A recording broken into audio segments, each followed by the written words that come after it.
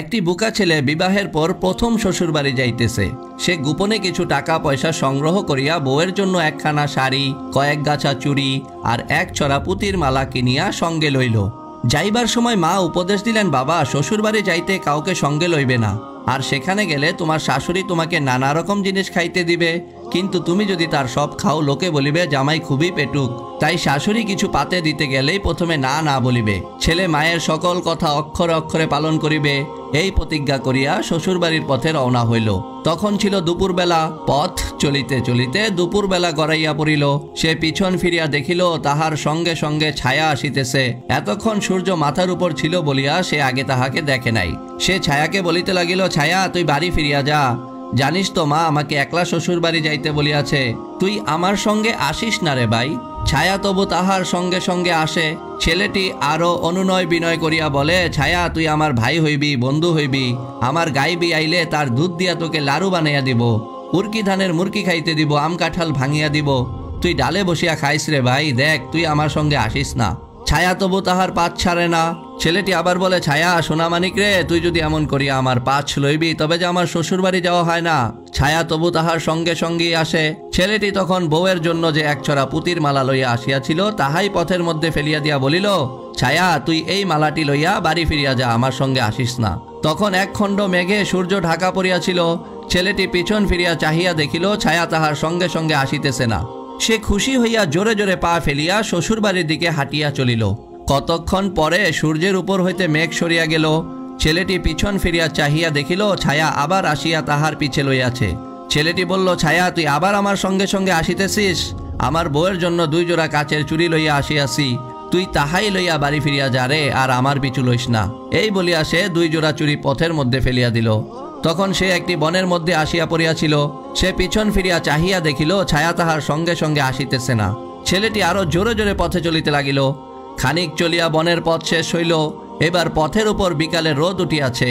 ছেলেটি পিছন ফিরিয়া চাহিয়া দেখিল ছায়া এবার আরো বড় হইয়া তাহার পাছে পাছে আসিতেছে। ছেলেটি তখন আরো অনুনয় বিনয় করিয়া বলিল, ছায়া, তোকে আমি পুতির মালা দিলাম, 2 জোড়া চুড়ি দিলাম, তবু তুই আমার পাছ ছাড়লি না। আর তো আমার কাছে একখানা শাড়ি মাত্র আছে, তাও যদি তোকে দিয়ে দেই তবে বউর কাছে কি লইয়া হাজির হইব। ছায়া, সোনামানিক, তুই বাড়ি ফিরিয়া যা। ছায়া তবু যায় না। তখন শাড়িখানা পথে ফেলিয়া দিয়া সে বলিল, ছায়া, শাড়িখানা লইয়াই তুই বাড়ি ফিরিয়া যা। এবার বেলা ডুবু ডুবু, সন্ধ্যা হয় হয়। ছেলেটি পিছন ফিরিয়া দেখিল ছায়া চলিয়া গিয়াছে। সে জোরে পা ফেলিয়া নানা পথ ঘুরিয়া শ্বশুর বাড়ি আসিয়া উপস্থিত হইল। জামাই শ্বশুর বাড়ি আসিয়াছে। শাশুড়ি কত রকমের খাবার তৈয়ার করিয়াছে, কিন্তু খাইতে বসিয়া জামাই মায়ের উপদেশ মনে মনে আওড়াইতে লাগিল। মা বলিয়া দিয়াছেন, শ্বশুর বাড়ি যাইয়া কম করিয়া খাইবি। শাশুড়ি জামাইকে খাওয়াইতে বসিয়া তার পাতে এটা দেয় ওটা দেয়। জামাই কেবল বলে, না না, আর দিবেন না মা। শাশুড়ি ভাবিল জামাইয়ের বুঝি অসুখ করিয়াছে, তাই সে আর পিড়াপিড়ি করিল না। জামাই না খাইয়াই খাওয়া শেষ করিল। রাত্রে শুইতে যাইয়া ক্ষুধার জ্বালায় জামাইয়ের আর ঘুম আসে না। জোর করিয়া শাশুড়ি জামাইয়ের পাতে যেই সব বড় বড় গোস্তের টুকরা, সন্দেশ, রসগোল্লা, দই, মিষ্টি ইত্যাদি কত রকমের খাবার দিয়াছিল, জামাই না খাইয়া সেগুলি পাতে ফেলিয়া রাখিয়াছিল। তাহারাই যেন রাতের অন্ধকারের উপর মিছিল করিয়া ঘুরিয়া ফিরিয়া বেড়াইতেছে। জামাইয়ের ক্ষুধার্ত জিহ্বা হইতে টস টস করিয়া পানি পড়িতে লাগিল। রাত্রি অনেক হইল, কিন্তু দারুণ ক্ষুধার জ্বালায় কিছুতেই তাহার ঘুম আসে না। বাড়ির সবাই ঘুমাইয়া পড়িয়াছে, কুকুর বিড়ালও জাগিয়া নাই।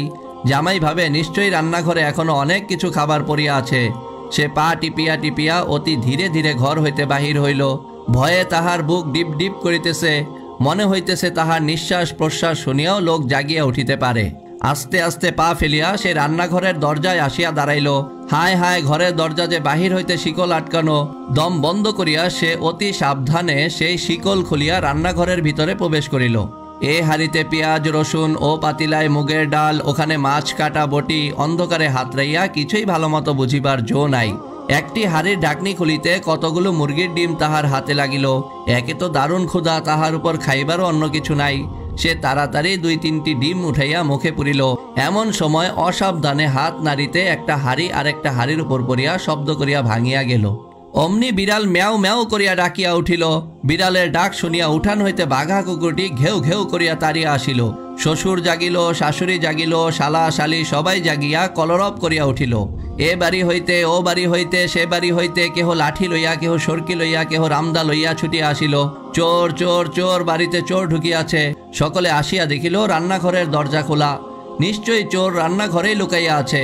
ধর ধর চোর চোর। সকলে রান্নাঘরে আসিয়া দেখিল জামাই ডিমের হাড়ির সামনে বসিয়া কাঁপিতেছে। শ্বশুর ডাকে, ও জামাই কি হইয়াছে? জামাই কোনো কথাই বলে না। শাশুড়ি কাঁদিয়া উঠিল, হায় হায়, আমার জামাই বুঝি আর বাঁচিবে না। বাড়ির কাছে ছিল এক নাপিত ডাক্তার, তাহাকে ডাকিয়া আনা হইল। সে জামাইয়ের হাতের নাড়ি পরীক্ষা করিল, বুকের ডিপডিবানি গনিয়া দেখিল, কিন্তু রোগের কোনো লক্ষণই খুঁজিয়া পাইল না। তারপর জামাইয়ের মুখের দিকে চাহিয়া দেখিল, তাহার মুখ ফুলিয়া রহিয়াছে। অনেক ভাবিয়া চিন্তিয়া নাপিত বলিল, জামাইয়ের মুখে ফুরা হইয়াছে, তাই জামাই কথা বলিতে পারিতেছে না। ফুরা কাটিয়া দিলেই জামাই কথা বলিবে। এই বলিয়া সে ঘচাঘচ করিয়া তাহার খুরে ধার দিতে লাগিল। খুর ধার দেওয়ার শব্দ যেন জামাইকে টুকরা টুকরা করিয়া কাটিতে লাগিল। অনেকক্ষণ ধার দিয়া নাপিত জামাইয়ের মুখে যেই খুর ধরিতে যাইবে, তখনই জামাই বলিয়া উঠিল, আমি ডিম খাই নাই। অমনি জামাইয়ের মুখ হইতে 2-3টা ডিম বাহির হইয়া আসিল। লোকজন পাড়াপড়শি সকলেই বুঝিতে পারিল। শাশুড়ি তাড়াতাড়ি জামাইকে খাওয়াইতে অন্য ঘরে লইয়া গেল।